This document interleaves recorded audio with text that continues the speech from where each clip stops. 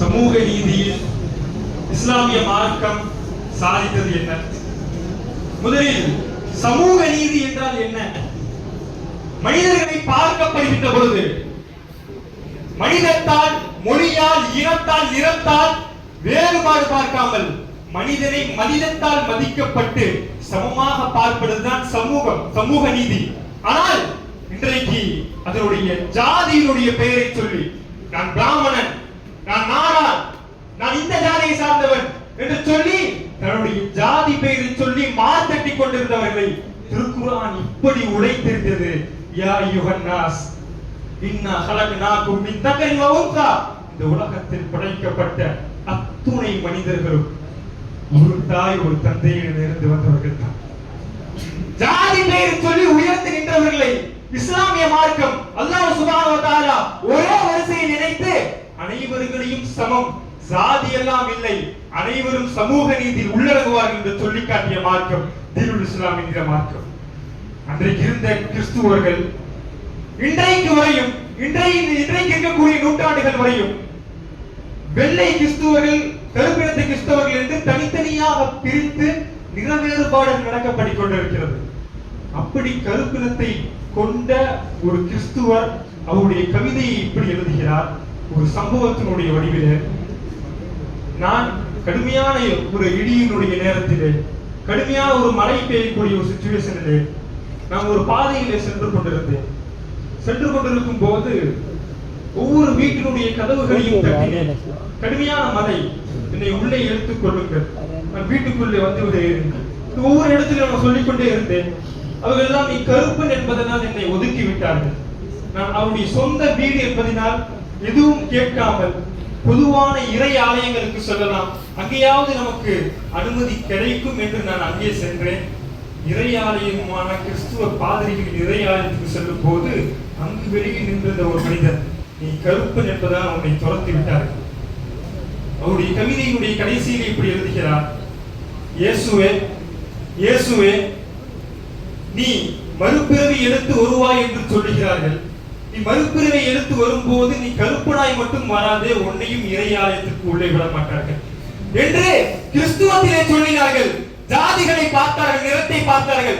ஆனால் 1400 ஆண்டுகளுக்கு முன்னால் நபி ஸல்லல்லாஹு அலைஹி வஸல்லம் ஹஜ்ஜத்துல் விதாவிலே 1,00,000 சஹாபாக்களுக்கு மத்தியில் சொன்ன வார்த்தை இன்றைக்கும் ஒலிக்கிறது. அன்பானவர்களே, நபி ஸல்லல்லாஹு அலைஹி வஸல்லம் அவர்கள் சொன்னார்கள், இந்த உலகத்தில் இருக்கக்கூடிய அனைத்து மக்களும் ஆதமுடைய சந்ததியர்கள்.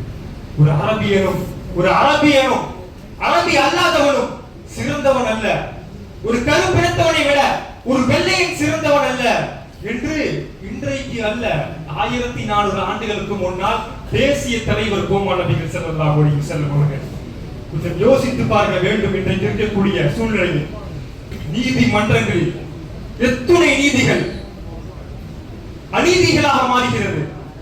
ஆர்டர் ஆர்டர் ஆர்டர் என்று மேசையை தட்டி சத்தம் எழுப்பி நீதியை சொல்லக்கூடிய இடத்திலே நிதியை வாங்கிக் கொண்டு அவர்களுக்கு தோதுவாக சொல்லுகிறார்களா இல்லையா? பாபர் மஸ்ஜிதினுடைய வழக்கு 400 ஆண்டுகளாக நாம் அங்கு தொழுதோம். இன்றைக்கு நிதியை வாங்கிக் கொண்டு நீதிபதிகள் தீர்ப்பு கூறுகிறார்கள். என்ன தீர்ப்பு கூறுகிறார்கள்? அது உங்களுக்கு சொந்தமானதல்ல என்று கூறி அவர்களுக்கு தோதுவான ஆலயத்தை கட்டிவிட்டார்கள், அவர்களுக்கு தோதுவாக கட்டிவிட்டார்கள். ஆனால் 1400 ஆண்டுகளுக்கு முன்னால் நபி ஸல்லல்லாஹு அலைஹி வஸல்லம் அவர்கள் கிறிஸ்துவ பாதிரிகள் மதீனாவுடைய வெற்றிக்கு முன்னால் கவர்னர்களாக இருந்தார்கள். அவர்கள் நபி ஸல்லல்லாஹு அலைஹி வஸல்லம் அவர்கள் எப்படி பேசினார்கள் தெரியுமா? நபி ஸல்லல்லாஹு அலைஹி வஸல்லம் ஒப்பந்தம் போடும்போது 3 விஷயம் சொன்னார்கள். கிறிஸ்துவ பாதிரிகளிடத்திலே முஸ்லிம்களை பார்த்து சொன்னார்கள்.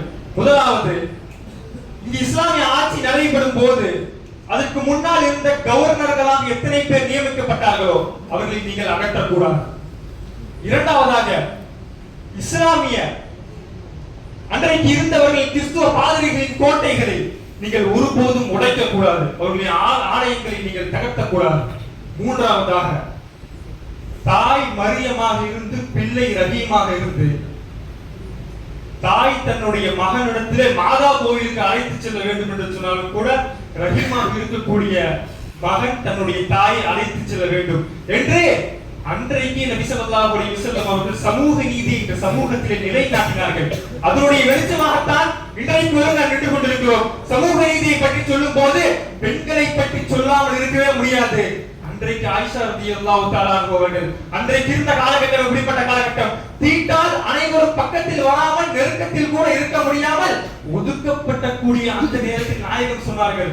ஆயிஷா ரலியல்லாஹு தஆலா அவர்கள் முஸல்லாவை எடுத்து வர சொல்கிறார்கள். புகாரி ஷரீஃபிலே வருகிறது. நபி ஸல்லல்லாஹு அலைஹி வஸல்லம் அவர்களை பார்த்து ஆயிஷா ரலியல்லாஹு தஆலா அவர்கள் சொல்கிறார்கள், நபியே நாயகமே, யா ரசூலுல்லாஹ், நான் ஹைருனுடைய நிலைமையில் இருக்கேன், மாதவனுடைய நிலைமையில் இருக்கேன் யா ரசூலுல்லாஹ். நான் எப்படி யா ரசூலுல்லாஹ் என்னுடைய கையால் அந்த முஸல்லாவை தொழுகையினுடைய முஸல்லாவை கொண்டு வர முடியும்? கூறிய போது நாயகம் சொன்ன வார்த்தை என்ன தெரியுமா? ஆயிஷா, ஆயிஷா, ஹைருன்னு உன்னுடைய கையில் அம்மா எடுத்துட்டு வா. இன்றைக்கு எந்த தலைவரும் சொல்லாத ஒரே செயல் நாயகம் அன்றைக்கு சொல்லி காட்டினார்கள். அதனுடைய விளைவால் தான் இன்றைக்கு இஸ்லாமிய மார்க்கம் இந்த அளவுக்கு இருந்து கொண்டிருக்கிறது. ஆனால் இன்றைக்கு இருக்கிற சமூக நீதியில் இந்தியாவிலே எத்தனையோ பேர்கள் தீவிரவாதம் என்று சொல்லிக் கொண்டிருக்கிறார்கள். எல்லா பிரச்சனைகளுக்கும் காரணமாக ஆக்கிக் கொண்டிருக்கிறார்கள். எல்லா பிரச்சனைகளுக்கும் தாடியும் தொப்பியும் என்று சொல்லுகிற சூழல் ஏற்படுகிறது. அதனால் வரக்கூடிய காலத்தில் இஸ்லாமிய இளைஞர்கள் கல்வியால், பொருளாதாரத்தால், அதிகாரத்தால் உயரக்கூடிய பாக்கியத்தை ரஹ்மான் நம் அனைவருக்கும் தௌஃபீக் செய்வானாக.